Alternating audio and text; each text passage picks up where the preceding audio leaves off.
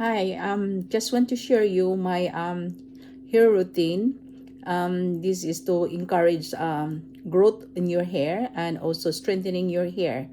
I've been using this Nifishi for a few years now.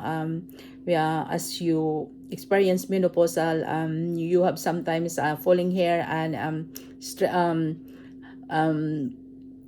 thinning your hair. So I really love this product, and I encourage you to really try it for yourself because I tried this one for many times.